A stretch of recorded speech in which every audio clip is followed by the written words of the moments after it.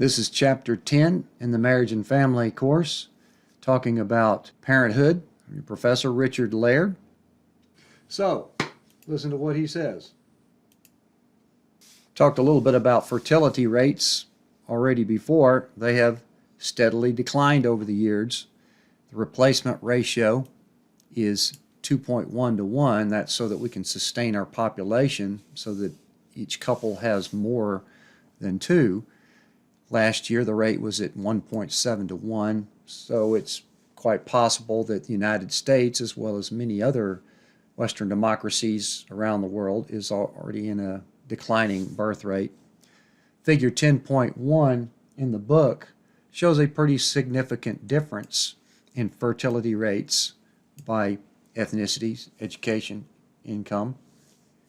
And as far as societal-wide basis goes, as we've talked about before, births in a society tend to go down as prosperity goes up. That may seem a little bit counterintuitive, because if prosperity is going up, well, then you should be able to afford more children, right?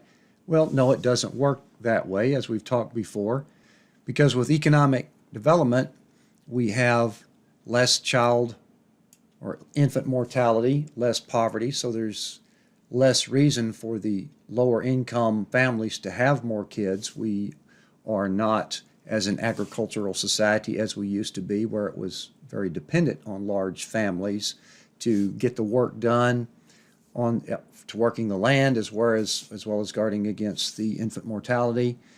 We have more education, more opportunities, more information, more access to birth control, though all of those things tend to take a little bit more emphasis off of having children.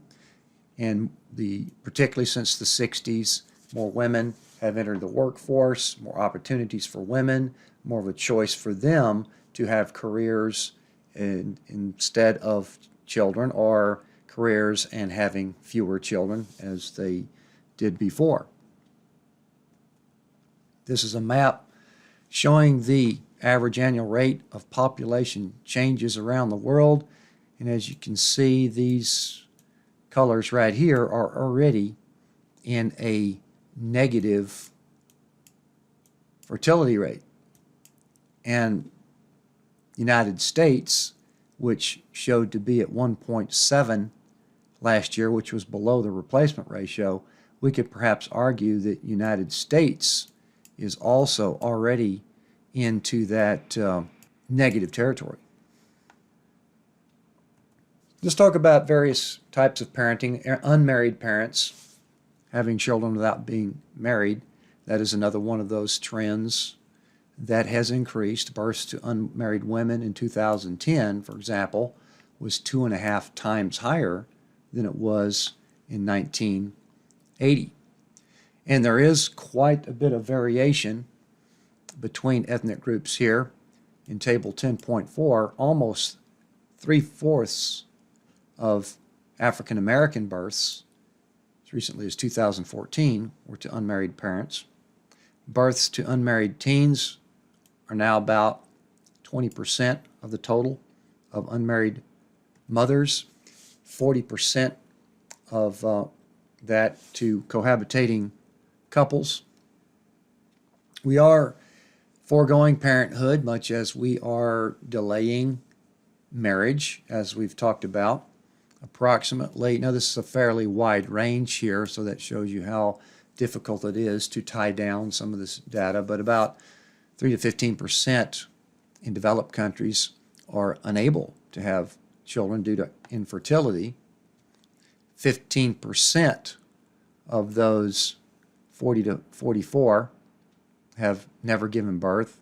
Approximately 9% of 20 to 44s expect to have no children. So that's still a fairly small number. And that is more likely among the higher educated, the dual career. So that, again, that's part of the trade-offs. Higher education means you might be focusing more on your career and less on having children. Dual career might take away the time that would be needed for having kids. There is some continuing rejection, perhaps growing rejection of the cultural expectations of motherhood. This is part of this changing times that we've had over the past few decades, there's evidence of marital satisfaction with not having children.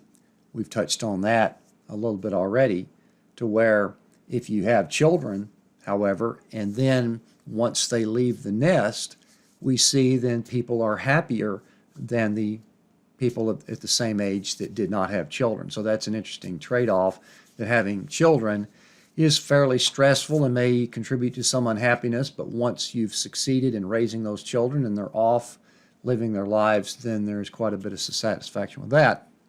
And there's still the negative stereotypes of women without children, perhaps the old maid syndrome, not as much as it used to be, but still lingering. A little bit more on deferring parenthood, particularly with high to middle income, as we've already mentioned, more career lifestyle options for single women that would defer not just marriage, but parenthood. And then, of course, the expense of raising children, the estimates of $250,000 to $500,000 over the course of their lives to age 18, the book feels that those estimates are probably low. Child care costs, whether that's daycare, what other type of things that might be used to take care of the children during the day, averages about $9,000 to $10,000 per year, but could be significantly higher that on the high end. And then we talked a little bit about the costs of college, quite a bit higher than they used to be when I was in college. So that's another expense that parents are likely having to deal with. Looking more at the age of parents, the teen mothers, there's increased risk to health. Having kids as teens could put a damper on goals, educational outcomes, the resources that you have to devote to the child. Children that are born of teen parents are more likely to have negative consequences, because basically you're seeing children having children, and they may not have the resources needed to raise them adequately. We do see a lot of cases where the teen mom's parents are assisting in taking care of that baby. Teen mothers, bottom line, are still not quite complete with their own social development. Looking at the other end of the spectrum, older mothers, about 40% of births to women or to women over 30. As the age increases, that also increases risk to pregnancy and complications to that pregnancy and childbirth just by being older. However, there's also another trade-off there, that the longer that one waits to have children, because you are older and you are more mature, perhaps might have something to do with it, or planning to have them, that is associated with increased happiness if you start the family later. The mean age of the first child is now at close to about 26 years old from table 10.5. The table shows that that's up from mean age of 21 in 1970. So that's a pretty significant increase over those past few decades. Let's look at pregnancy. Pregnancies are down 12% from the peak in 1990. That's to expected, as we've already talked about. Our fertility rate seems to be declining. Of the 6 million pregnancies tallied up in 2009, 65% resulted in birth, 17% were determined to be induced abortions, and that number has been decreasing each year since. There's various reasons for that. Some states are making it more difficult to get an abortion. Obviously, there's more awareness and more services and facilities for planning and birth control that have also contributed to that decrease as well. Equal number were a result of miscarriages, fetal loss, that sort of thing. Interesting stat here, talking about where some people may say, well, yes, I wasn't planned or I was an accident, whatever, but about half of all pregnancies are either mistimed or unwanted. Unintended pregnancies among the lower income, the impoverished, are 5 times that of the highest income. So that gives you some information or associations with respect to education, awareness, access to birth control, things like that. We tend to see that the lower income strata tends to have the highest associations with so many of these things that we've been talking about. As far as the effects of pregnancy, there's the associated fears or worries or anxieties about child rearing and the baby's well-being, as well as the effect on the relationship once the child arrives, whether it's unintended or planned, either one. There are the physical, emotional effects on the mother in particular, who goes through the childbearing process. We'll talk a little bit more about that here in a second. The possibility of the mom in particular stopped working, at least temporarily. There are maternity leave programs that are increasingly more available, but could potentially stop working for much longer because of the arrival of the child. There are some changes in the sexual desire in the aftermaths of child birthing, could potentially have an effect on the relationship depending on how long that may be. Men vary, obviously, in their involvement and their anxiety levels when it comes to the effects of the pregnancy. But like many other things having to do with the husband's role in a relationship, norms have shifted regarding direct involvement in childbirth, where men are more present, not just in the waiting room passing out cigars, but actually in the birthing room. More direct involvement there we've seen over the years. As far as childbirth itself goes, like many other things in life, any procedure over time, they're going to have an increased medicalization of that. Institutional norms, assembly line production, technology involved with any type of medical procedure, so childbirthing is going through the system. The feminist approach to that is to kind of rethink that a little bit, perhaps back off a little bit, have more natural approaches to childbirth, minimal medical management rather than just going whole hog into what is expected of you to do when you go to a hospital or whatever. And there are some mixed reviews by mothers on satisfaction of childbirth. According to the book studies, about 30% felt rushed, some pressured for some amount of medical intervention. There's the two main ones here. 67% given epidural. You know, considering what I've heard, understand about the pain involved, I might have thought it would have been a little bit higher than that. But 2/3 given the epidural, and about 1 in 3 had C-section. So there's controversy about that, whether or not all of those may have been necessary. So that's where the feminist approach might start pushing back against that a little bit. Have to look a little bit deeper into something like that to see why the C-sections were needed in those cases.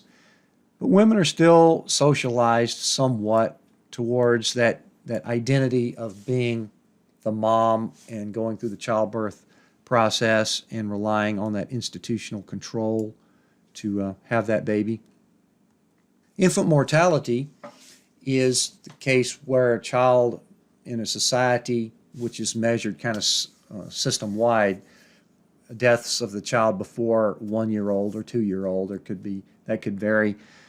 But the United States is higher than you would expect, 5.87 deaths per 1,000 live births, and United States ranks 58th overall in the world, which is kind of surprising considering how rich and prosperous and successful the United States is and how much money we spend on our healthcare system, and yet we're not even in the top 30 in most any of these indicators that we've talked about or will talk about. So that's an interesting question that we could ask ourselves. There's even a bigger divide with the ethnic disparity there, rates as high as 11.1 for African Americans. And again, this is associated with poverty levels. The higher the poverty levels, the higher the increase for infant mortality. There's also less available prenatal care and health insurance in the U.S., primarily because it's so expensive in the U.S. that it prices a lot of people out of that, and less services available as a result. SIDS is short for sudden infant death syndrome. Death rate 39 per 100,000 live births. That is down quite a bit since 1990. So there's been a little bit more knowledge and awareness of what to watch out for that could result in a baby dying in the crib, such as how they're positioned in the crib and as far as blankets and whatnot being on top of them. So there's things that have led to quite a bit of decline in that, even though there may be still some things that aren't quite fully known as to what might cause some of those. Looking at adoptive families, of the 35 million households in the U.S. with children, approximately 4% have an adopted child. So that comes out to about 2% of all children in the U.S. are adopted, and that's been a fairly significant but small increase since 2000. 25%, almost one-fourth of those, are adopted internationally, looking at children from other countries to bring them in, perhaps give them some more opportunities. There is a disproportionate number of African American and Asian adoptees as a result. Basic reasons, fairly logical: to give a child a permanent home, to expand the family, the inability for that couple to conceive, and of course looking at, as far as some states push back against abortion, might even encourage more adoptions in lieu of abortions in some of those areas as well. As far as becoming a parent, right off the bat, particularly women experience what is called this postpartum period, where their body's physically stabilizing. There's an emotional adjustment of just having the child. Again, hard to pin these numbers down because of surveys or medical records or what have you, but anywhere from 11 to 18% of new mothers experience some depressive symptoms, and every now and then you hear some of these horrible stories about mother going even farther than that, harming children. Becoming a parent also means taking on a new role. So there's lots of stuff going on with that. There's the stress of that transition to becoming a parent, realizing that it is, for all practical purposes, permanent for the rest of your life. And despite how much you might plan or look ahead or want to have children, there's no real practical way to prepare for having children. When you have them, then you deal with it. There's obviously lots of books out there on how to raise children, but no consensus on right or wrong ways to raise children, other than obviously the things that we all agree on as far as hardship and child abuse and neglect and things like that. There's a lot of unrealistic expectations put on being a parent that could not be realized and lead to some of that marital unhappiness that tends to show a slight predominance amongst couples with children. And then, of course, the shift in the roles of the couple themselves, as far as taking more attention away from their own individual or their own personal happinesses with each other, is then that shifts to the children, shift to the child, and changing relationships in that manner. Motherhood, there is obviously a maternal instinct as well as the socialization aspect of the role of the mother. Mothers the female role has been for a couple of million years as we were evolving into humans to be the more nurture focused part of the relationship. They're the essential caregivers, the one that's actually giving the birth and nursing, so more child-centered. And the intensive mothering, we've mentioned in class a little bit of those helicopter mom, which is hovering over the child as opposed to letting the child go do what they want. We'll talk about some of that disciplinary differences here in a minute, but intensive mothering does associate with higher stress levels, as you might expect.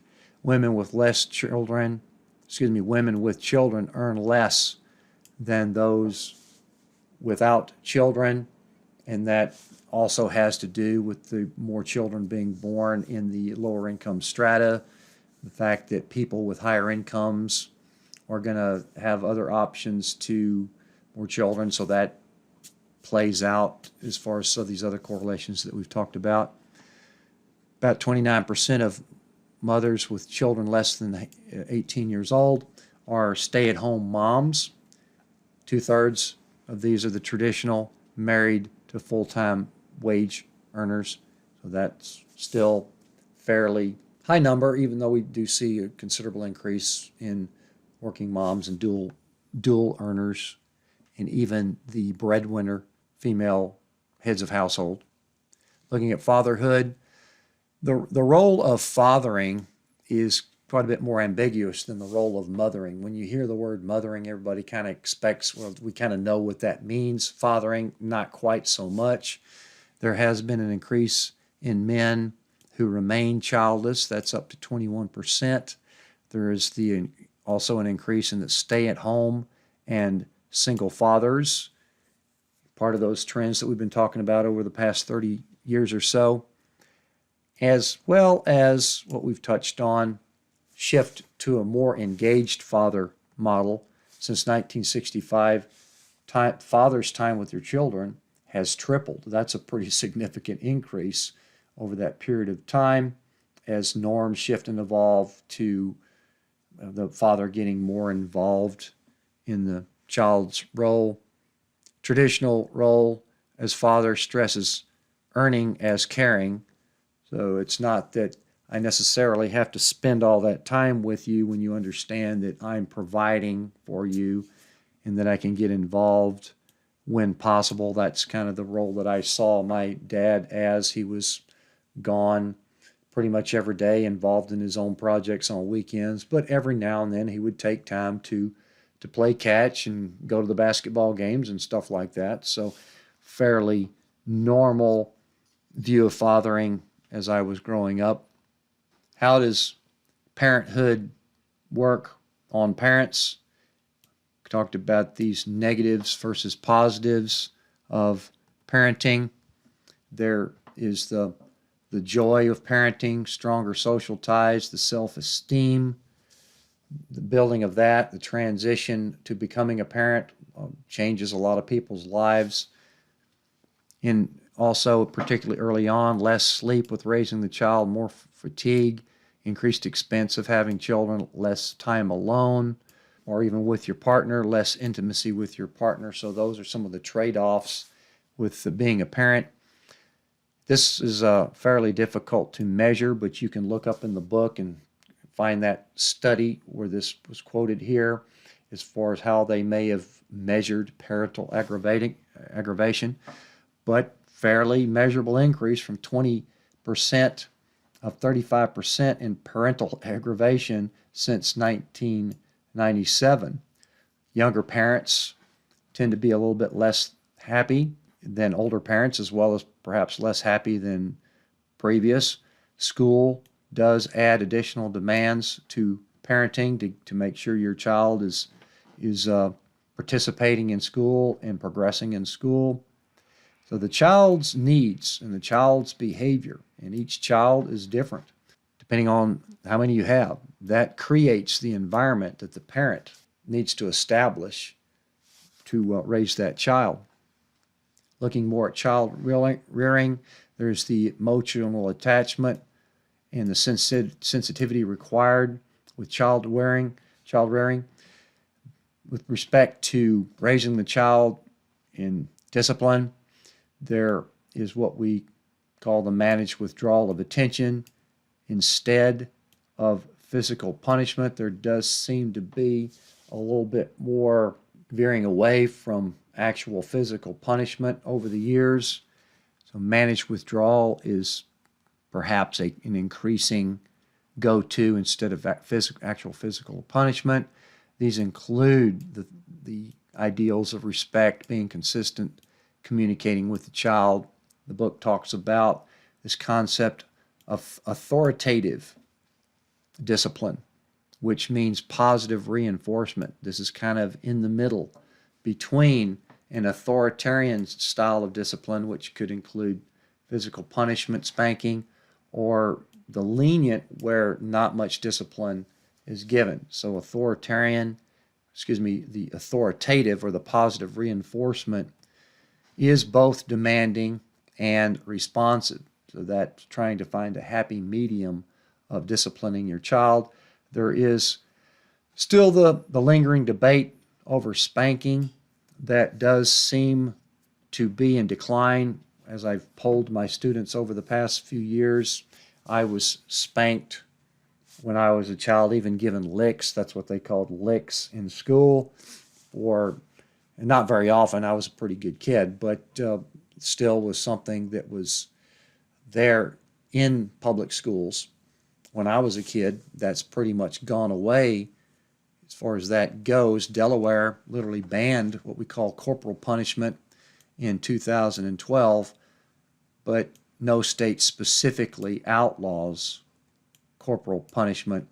And then when you look at the numbers, there seems to be still a majority that agree with spanking when your child deserves it, however that may be defined, but also a decline in that over the years.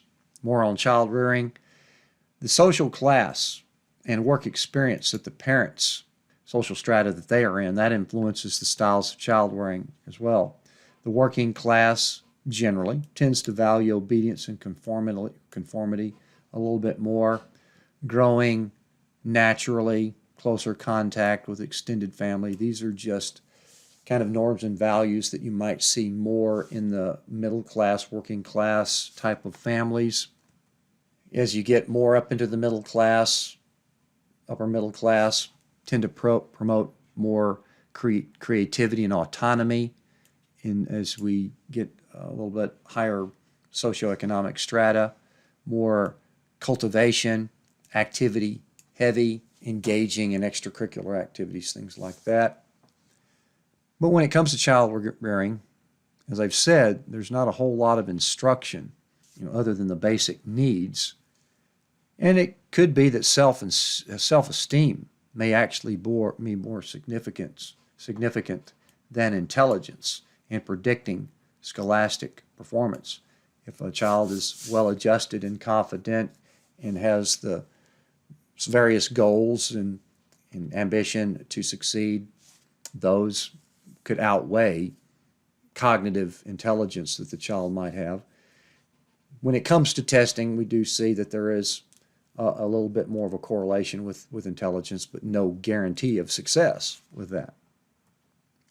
Looking at the parent-child relationship, children who live with both biological parents benefit in a variety of ways. Now, obviously, that doesn't mean that there's a guarantee that you'll be better off that way, but there are some benefits of having both biological parents, particularly with the relationships of step-parents coming in or the resources that are involved with both biological parents. So those are some fairly logical things that you could measure. But children also have more resiliency and resourcefulness than we might expect. And so that's why I will continue to say that regardless of the family structure, there's no guarantee of negative outcomes. We do see that there are some associations over the long term of some potentially negative aspects of being raised in a broken family or a single parent family or divorced parents, things like that. There are some small but significant negative associations over time. The mother's time with children is not significantly different between married couples and cohabitating couples as far as that go. Minority families tend to value the sense of obligation, cooperation, and interdependence. because of the discrimination that is a little bit more prevalent in their lives, prejudice that they have to deal with, influences, helps to shape. I guess I shouldn't say help to shape, but serves to shape the lives of children that have to deal with that. Father's experience, as I've mentioned before, tend to be tied to the socioeconomic and occupational status of that father. Children of LGBT parents, there's 28% of female households that have a minor child, either through adoption or surrogate father coming in. The parenting requirements are quite similar for LGBT parents. The differences we've touched on before. With LGBT parents, there's typically a little bit more egalitarian because you don't have the gender, male-female gender roles that you do in a heterosexual household, but they also have to deal with the effects of homophobia that are still out there, certainly less than they may have been a few decades ago, but still out there, have to deal with. There was a fairly controversial study in 2012 that talked about negative effects on children of gay parents, which led to a lot of scrutiny of it, and there was ample criticism over the methodology that was used over that study. And what the consensus has tended to start to develop here is that regardless of the gender of the parents, households where the parents broke up tend to fare worse than children from households where the parents remained married. So once again, it's more about stability and harmony that matter the most to children than it does who the actual parents are. And that includes whether it's step parents, single parents, that sort of thing. We'll touch on that again later on as we wrap up the course. Talking about children as they reach their adulthood, but we are also reaching those 5 adult transitions later in life than we used to do, and that's leaving the household, completing the education, achieving the job, marrying, and then parenting. They've all been pushed off a little bit later than they used to be. 15% of 25 to 34s live with their parents, and that increased due to the recession. What has led to that is the increasing costs of college, the mounting debt as a result of that, so therefore moving back in to try to alleviate some of that or to save money to help pay some of that back, or to be still looking for a job or finding that better job and then save up in order to pay back some of that debt, or to get a little bit more economically stable before moving out on your own. And another fairly big increase here, 60% of parents have given their adult child financial aid. Now, these developmental delays are a source of parental unhappiness. The longer that a child sticks around when it's somewhat expected for them to move on and start their own lives, that's obviously a source of unhappiness or potential source of unhappiness. And there was a case in New York where the parents actually sued their child who was still living in the basement and would not leave, and the courts ruled in the parents' favor and said that the parents are not obligated to provide their child free room and board if they are an adult. Looking at grandparenting, over 80% of over 65s are a grandparent. The percent of children that are living with a grandparent is the highest now than it has been in 70 years, and that has got some other things contributing to that. That includes teen moms as well as financial hardships, things like that. Recession might have contributed to that as well. 2/3 of children living with a grandparent are in the grandparent's household, and that would certainly have much to do with the teen mom situation. 1/3 of households are 3-generational, which they've got children, parents, and grandparents in the same household.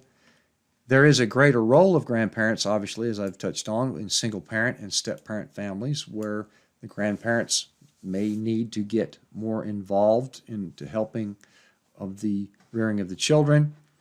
There's also benefits to saving a lot of money on child care to working parents and single mothers when the grandparents can get involved in that way. Now, as we get older, we start to see the flip-flop, caring for parents. So as people get older, they find themselves in what might be a sandwich generation. As we have longer lifespans, and I've had to deal with this myself as well as other people that I know, that at some point you may feel obligated to care for your parents or assist in caring for your parents, arranging for them to either live with you or live in assisted living. The lack of savings may contribute to where the children have to take care of their parents to a certain degree as they get older. And it varies from culture to culture. Some cultures, it's an obligation that once the parent, where they can't take care of themselves, then their children are obligated to take care of them. 3/4 of U.S. adults view financial assistance to aging parents as a responsibility. So that's pretty high number even in the United States. And it's higher than that in some other cultures. 60% had actually provided some financial assistance within the past year to their parents. So that concludes the chapter on parenthood. So we covered the entire spectrum of parenting. So stay tuned for discussion forum on that.